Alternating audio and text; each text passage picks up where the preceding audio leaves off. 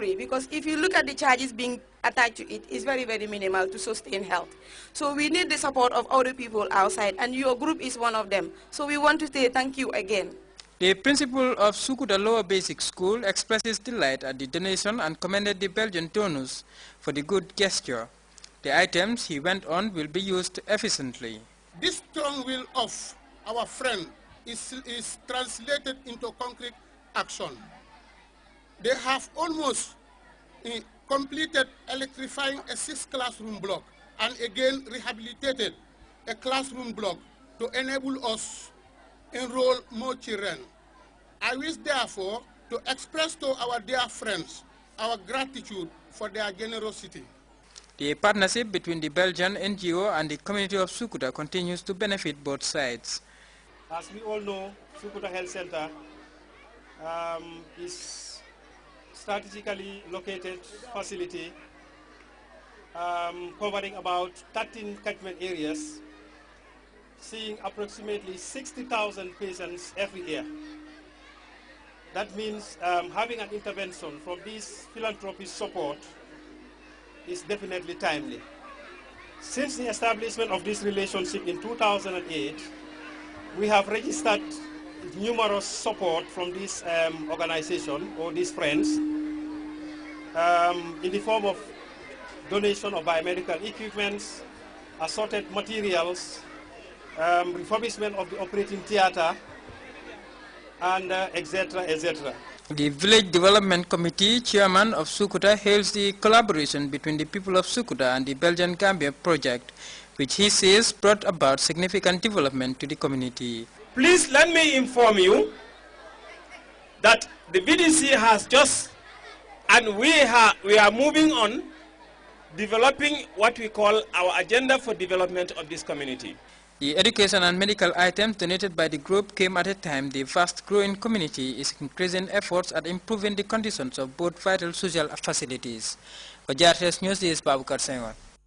The Nigerian community in the Gambia has conferred an award on the President, His Excellency Sheikh Professor Haji Dr. Yahya Jammeh. The award is in appreciation of the conducive environment created by the Gambian leader for both Gambians and non-Gambians alike. We have details in this report. The Nigerian community in the Gambia, under the leadership of High Commissioner Her Excellency Esther John Audu, Saturday decorated the Gambian head of state as their grand patron. The award, according to community members, is in recognition of President Jammeh's love for humanity.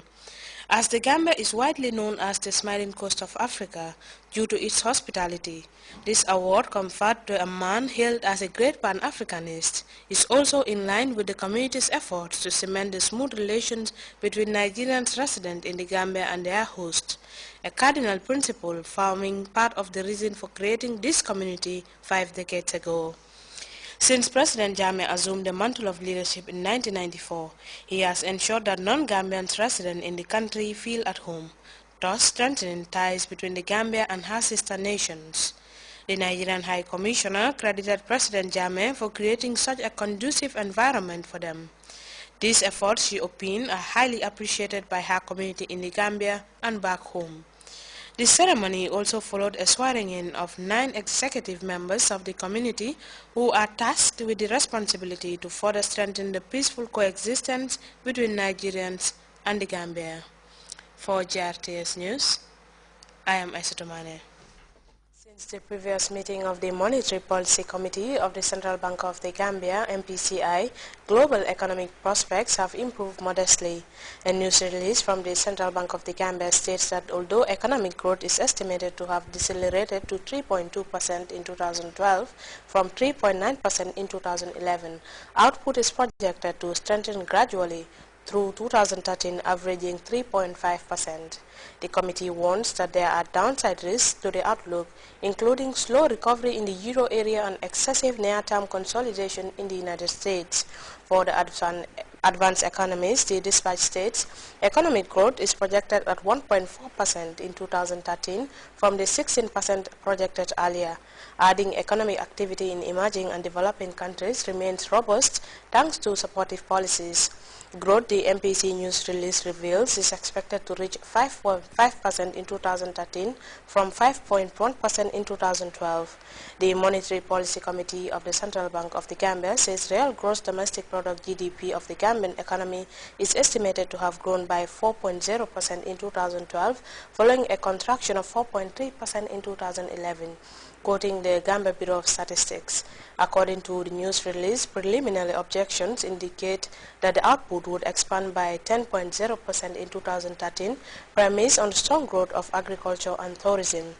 The dollar, according to the news release, weakened against all major international currencies traded on the foreign exchange market, while consumer food inflation fell slightly to 5.6% in December 2012 from 5.7% in December 2011. The release also states that the inflation is forecast to remain in single-digit consistent with the pace of monetary expansion, adding the MPC, however, assesses the balance of risk to the inflation outlook to be on the upside, giving heightened inflationary expectations. In the light of these developments, the Monetary Policy Committee of the Central Bank of the Gambia is of the view that the current monetary policy stance is appropriate and has therefore decided to leave the rediscount rate, the bank's policy rate, unchanged at 12.0%. The MPC would continue to monitor price developments and to take action consistent with its mandate to keep inflation low and non-volatile, it concludes. Officials of the Gambia government and members of the Gambia Supreme Islamic Council have taken delivery of the annual gift of meat supplied by Saudi Arabian government to Muslim countries. Mamoudou S. Jallo has details in this report. The Gambia is one Muslim country that takes delivery of containers loaded with meat each year thanks to the Kingdom of Saudi Arabia. Speaking at the presentation ceremony, the President of the Supreme Islamic Council, Lamin Toure, acknowledged that the Saudi Arabia government has been very supportive of the country.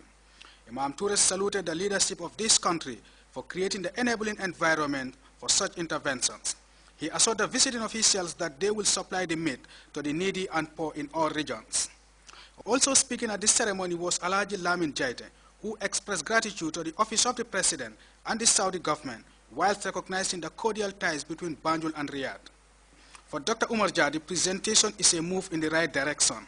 The President of the Supreme Islamic Council, in his speech, has focused on the bilateral relation between the Republic of the Gambia and Kingdom of Saudi Arabia under the leadership of our visionary leader, Dr. Sheikh Professor Dr. Yahya Abdulaziz Jammeh. That is why he said every year this meat is sent to the Islamic countries, to the Muslim Ummah for benefit in this meat. For the visionary directives from the Office of the President, this is why this transaction is under the Secretary General. Under his able leadership also, he gave us a chairman who led the committee that look into the matters relating to distribution of this sacrificial meat. The Islamic faith advocates for sharing and caring with the less privileged, and with such a spirit, once again demonstrated by Saudi Arabia, authorities have given assurance that the meat will be distributed fairly. Mohamed Jallo, GRTS News. Well, time now to take our first break. When we return, we take a look at news beyond our borders. Stay tuned.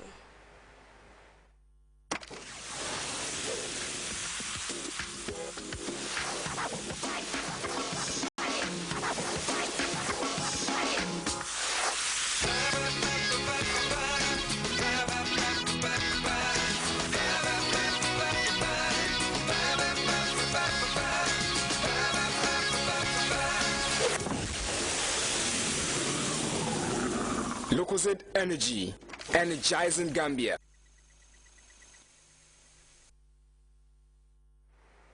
Welcome back. The recent unrest in Egypt is not confined to the capital Cairo. Clashes have occurred in other places like Qusayr Island, where military and business interests have focused on some prime real estate. As CNN's Ben Widerman reports, it's all about land, power, money, and Egyptian revolution. And for Egypt's impoverished farmers, it's life itself. For generations, the people of Kursaya Island in the Nile have tilled the soil here and fished the murky waters, scratching out a living while the city of Cairo has sprawled around them.